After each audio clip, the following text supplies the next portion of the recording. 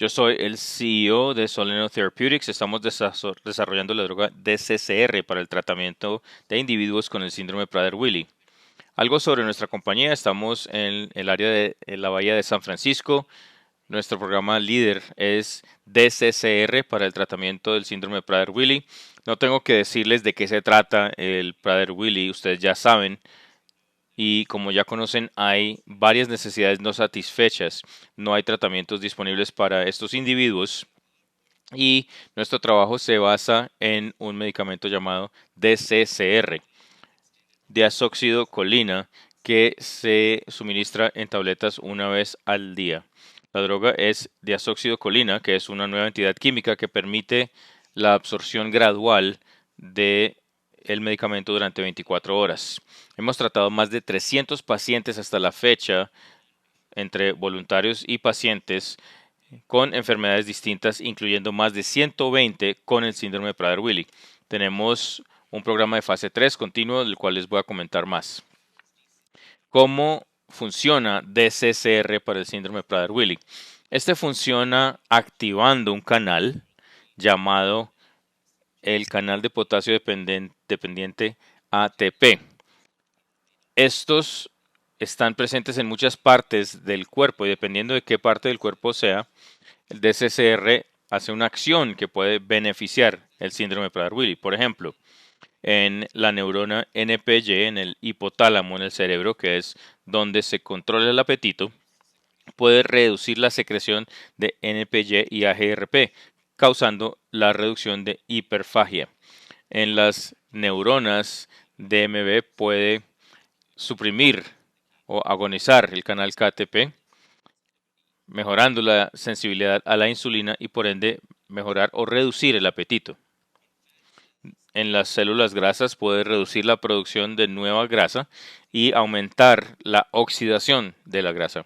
Estos resultan en la reducción de masa grasa. Y sobre todo en células pancreáticas beta, reduce la secreción de la insulina. Entonces, debido a todas estas acciones, parece tener un número de efectos sobre los pacientes con Prader-Willi, variando desde la mejora del apetito hasta la reducción de la masa grasa y mejorando los parámetros metabólicos, y les voy a comentar más en los siguientes diapositivas. Pero esto nos da unos antecedentes sobre el trabajo en SPW. El primer estudio en SPW fue un estudio piloto realizado en un centro único en la Universidad de California en Irvine en algunos pacientes. Había 13 pacientes, 11 de los cuales completaron el estudio. Fue 10 semanas de tratamiento con un retiro gradual de 4 semanas, o sea que todos reciben la droga por 10 semanas. Después de esto, ellos se retiran con placebo en 4 semanas. La idea es, si tiene un efecto con el medicamento y si se retira el medicamento, se va el efecto. Bueno, esto cambia de línea de base con hiperfagia, que se mide por el cuestionario de Modified Dykens. En la parte izquierda tenemos todos los pacientes, toda la población, con una reducción muy fuerte en los puntajes de hiperfagia. Mientras más severa la hiperfagia, más grande el efecto. Este es el efecto objetivo o la dosis objetivo.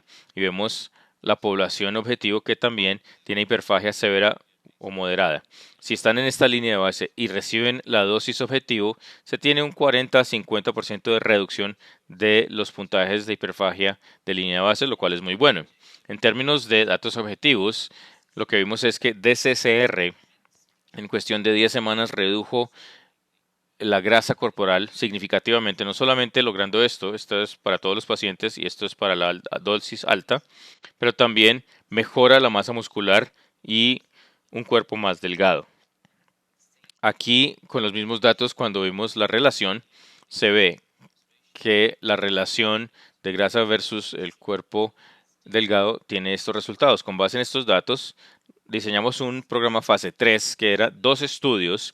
El estudio fase 3 con C601, también llamado PwC Destino, era multicentro doble ciego realizado en 29 centros, 20 en Estados Unidos, 9 en el Reino Unido. Todos los pacientes que completaron el C601 se les permitió ingresar a un segundo estudio. 127 pacientes aleatorios en el 601, 85 sobre DSSR, 42 con placebo, 120 terminaron el estudio y 115 se vincularon al estudio CC02 de etiqueta abierta y de extensión. 100 de ellos están ya de 1 a 3 años en el estudio. La parte demográfica, la edad promedio 13 años y medio, con relación de masculino-femenino 45 a 55, 20% en el Reino Unido, 80% en Estados Unidos. El análisis principal, que era todos los pacientes, mostró que el criterio de valoración primario que cambió de línea de base en hiperfagia mostró una tendencia, más no un valor significativo de P, que es 0.19. Hubo 3 criterios de valoración significativos, uno menos de 0.05 y el otro no. Y la mejora global, que es la impresión de los médicos de la mejora de lo que sucedió, muestra que sí hubo un cambio significativo. El cambio principal de grasa corporal, que se basó en técnicas de rayos X, mostró una mejora significativa, pero según los cuidadores no hubo una mejora significativa. Así que esto fue un hallazgo interesante donde algunos de los criterios de valoración eran positivos, otros no. Y estábamos tratando de entender por qué esto podría ser el caso. Y una de las cosas que vimos fue si es posible que la pandemia tuvo un impacto sobre el estudio. Y sabemos, con base en datos publicados y trabajo hecho por PWR y 2 publicaciones de Francia, sabemos que los cambios observados en individuos con SPW son en general. Algunos muestran un aumento de irritabilidad, rabietas, conflictos, aumenta el estrés de los cuidadores y estos criterios de valoración también son diligenciados por cuidadores, pero algunos pacientes mostraron mejora en su comportamiento porque estaban en casa, eran mejor cuidados por sus padres y demás. En general, el efecto no fue consistente en general. Así que tuvimos que cambiar la conducta del estudio porque los sujetos no podían llegar al sitio, tuvimos que hacer visitas por telemedicina o enviar enfermeras para hacer valoraciones. Los pacientes no pudieron volver a hacer sus scans y solamente pudieron hacer cierta recolección de datos. Lo esperado es que por estos cambios subjetivos que estaban sucediendo en la pandemia, los criterios de valoración como la hiperfagia, el comportamiento, todo tendría un impacto. Y el objetivo DEXA, entonces se tiene una medición de rayos X, esos no deberían tener un impacto. Así que cuando miramos los datos antes y después de la pandemia, estos son los datos que acabamos de mostrar. Hiperfagia, criterio de valoración principal, no era significativo. El GSE de los cuidadores no era significativo.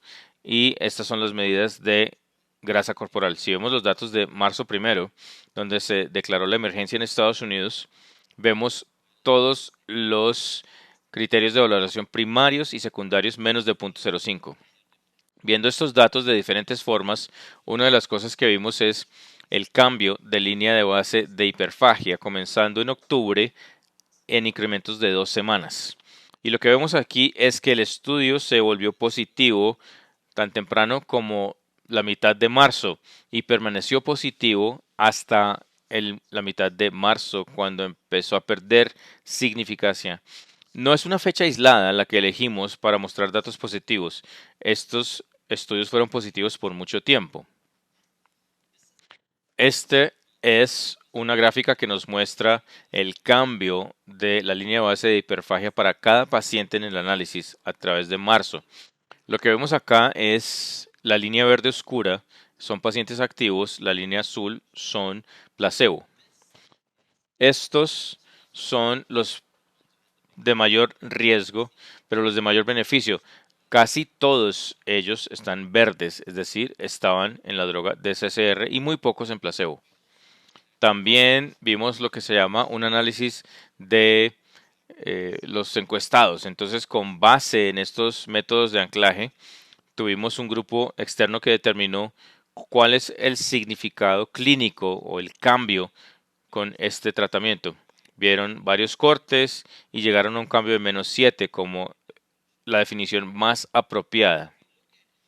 Es decir, si vemos el porcentaje de pacientes que logró la respuesta con DCCR versus placebo fue el doble de DCCR versus placebo y el valor P fue 0.028. Este es el GIC de los cuidadores. Más de 40% de los pacientes en DCCR pensó que su niño, su hijo había mejorado. La mitad de ellos eran placebo. El valor P era 0.03. Esta es la impresión global, es decir, la valoración de los médicos viendo todos los inputs posibles, y lo que se ve aquí es un cambio de 40% versus 6.7% y el valor P nuevamente es 0.03. La medida de la grasa corporal con base en el escaneo DEXA. Esto es un estimado objetivo basado en técnicas de rayos X. Lo que vemos acá es una reducción significativa de SCR y un pequeño aumento con el placebo y el valor P de 0.004. También vemos la masa delgada corporal. Vemos una mejora en la masa muscular con DCCR comparado con placebo, y si vemos en esta masa versus grasa corporal hay una mejora en ese valor P de 0.002. También vemos esos criterios de valoración de comportamiento, porque ya se esperaba que hubiera diferencias o impactos en los criterios de valoración, y estos son datos basados en el perfil PWS que nuevamente lo desarrollaron las doctoras Elizabeth Daiken y doctora Roof. Lo que mostraron fue que de los 6 dominios de comportamiento en SPW estudiados, esto muestra una mejora muy significativa en 5 de ellos con esa tendencia. Entonces, comportamientos agresivos, ansiedad, rigidez, irritabilidad, depresión, todos estos comportamientos mostraron mejora. Y el DBC2, que es el segundo que se muestra, que es una forma de ver una interacción externa con comportamientos relacionados, todo mejoró, así como el puntaje total. Entonces, como podemos ver, los puntos o criterios de valoración que no eran positivos al principio, ahora muestran una mejora significativa. ¿Por qué parece que esto sucede? Uno de los cambios bioquímicos claves medidos que está sucediendo es una reducción en niveles de insulina. DCCR puede suprimir esa secreción de la insulina muy efectivamente. Entonces, verde es DCCR, azul es placebo. Y más importante, al mismo tiempo, también estamos viendo una reducción en lo que se llama la hormona del hambre. También vemos una reducción en la leptina que muestra la sensibilidad y también reducción de la grasa corporal, y vemos también un aumento en adiponectina. Adiponectina muestra un mejor resultado cardiovascular, así que es deseable para un aumento en el cuerpo. Y no solamente estamos reduciendo insulina, pero también estamos causando otros cambios que muestran una mejora en la salud metabólica en general. Así que si pensamos en este análisis pre-COVID y los criterios de valoración secundarios y más que no eran significativos en ese análisis principal, ahora sí lo son, con los datos antes del 1 de marzo. La seguridad es igual comparado con lo que vimos en el análisis principal. También hicimos un análisis interino de los pacientes que habían llegado a las 13 semanas de tratamiento en el estudio 602, y el tiempo que hicimos en análisis de línea principal. Era la mitad de los pacientes, 63 en total, 38 en DCCR, 25 en placebo. Y la parte demográfica era igual. Estos eran datos que fueron verificados en su momento, pero lo interesante fue que hubo una mejora continua en el 602. Entonces, si los sujetos estaban en DCCR en el 601, mostraron 30% de mejora para la línea de base de hiperfagia. En 13 semanas de tratamiento adicional mostraron un 18% de mejora incremental. Los pacientes en placebo en 601 mostraron 15% de mejora. Y en el 602 mostraron 38% de mejora cuando recibieron el medicamento. Así que al final de las 13 semanas del estudio, todos los pacientes mostraron 15% de mejora en la línea de base. Entonces, en términos de seguridad, que es importante, sabemos que esta es la población que tiene muchas comorbilidades. Entonces, como sabemos, los sujetos placebo, 74% de pacientes tenían algo versus el 83% que estaban activos o con DSSR. Las tres cosas más comunes para buscar la hipertricosis, que es un vello corporal anormal. Entonces, 14% con placebo, 35% con DSSR. Es una población que es más o menos de 13 años y medio, así que es muy joven, por eso vemos alguna definición de hipertricosis en placebo también. Gran mayoría de ellos son grado 1. También vemos un edema periférico en el 20% de casos, pero 9.5% de placebo por algún nivel de edema o de grasa corporal que puede parecer edema, se puede ver en SPW de cualquier manera. Otra cosa para buscar es los cambios en la glucosa, ya sea por hiperglicemia o por aumento en la glucosa en la sangre, porque DSSR suprime la secreción de insulina, pero esto viene al mismo tiempo con una mejora en la sensibilidad de la insulina. Entonces, no parece que veamos en la mayoría de casos un aumento muy importante. Solamente hay unos casos, 3 o 4 pacientes que necesitan estar en ese estudio por su nivel de glucosa en sangre, que aumentó drásticamente. Pero en general, lo que vemos con DSSR es lo que esperamos ver con base en la experiencia.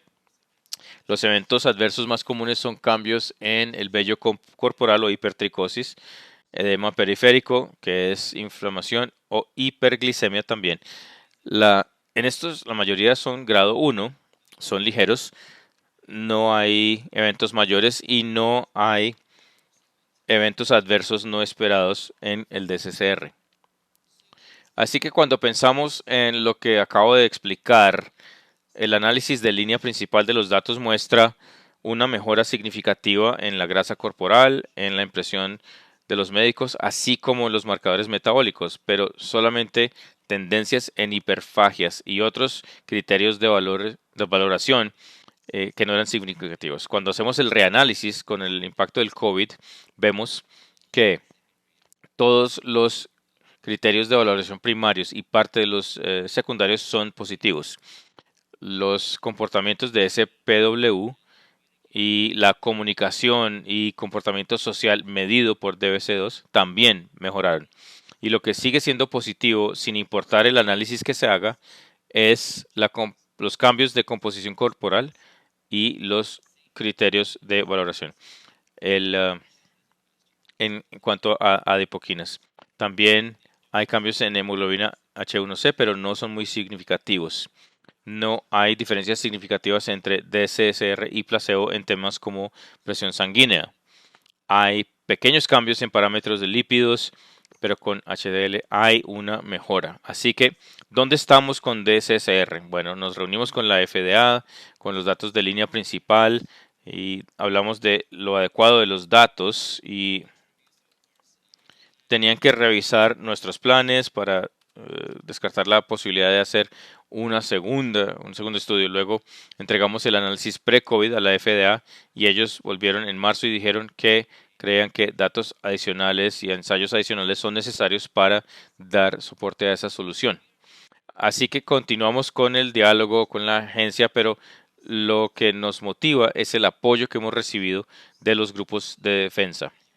En Estados Unidos, FPWR, PwC, Estados Unidos, han enviado una petición a la FDA solicitando una flexibilidad regulatoria firmada por más de 26,000 personas. Han sido organizados 2 foros abiertos por las familias y pacientes que estuvieron en el estudio hablando de sus experiencias con DSSR. Estos están disponibles en YouTube y por favor los pueden ver y escuchar. Les agradezco mucho escucharme y me encantará responder sus preguntas.